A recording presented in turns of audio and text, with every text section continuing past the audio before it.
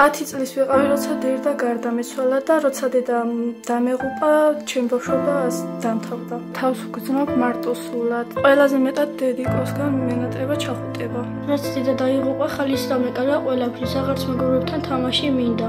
დედიკო მახსენდება ხოლმე და ტირილი მინდა. ძალიან მენატრება დედას მოფერება. ყველაფერს დავთმობდი, რომ ერთი წუთით მაინც მომფრებოდა. ბავშვებს რო ხედავ თავის თითასთან ერთად რო ეფერებიან დედები და მაღაზიაში მიყავთ, ძალიან გული მტკივა და ჩემი თავი მგონია, რომ სამყაროში მარტო ვარ. ობოლი ბავშვის ცხოვრება ძალიან რთულია. თავს დაჩაგრულად ვგრძნობ დედის გარეშე. დედა რო დაიღუპა, მე დავრჩი მხოლოდ ამ ოჯახში გოგო და ვალაგებ ხოლმე სახლს და ჩემს მას ვუვლი ვამეცადინებ. დედიკო მე რასაც მარიგებ და რო კეთილი უყოფილიყავი, იმას ვარიგებ ახლა ჩემს მას. ხორცოლის საჭმელი მიყვარს ძალიან და არ გვაქვს ხოლმე შესაძლებლობა რომ ვიყიდოთ. ტელევიზორის გაფუჭებული გვაქვს მაცივარიც, ხან მუშაობს, ხან არა, საწოლი გვაქვს რკინისა და ტასასპრის კარადაც არ გვაქვს.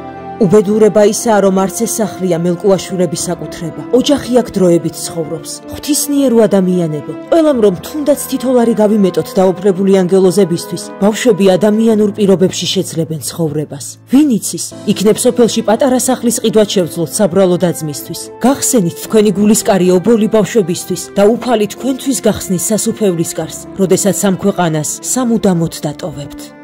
გადარიცხეთ ნებისმიერი თანხა ჩერნოვეცკის ფონდის ოფიციალური საიტის მეშვეობით.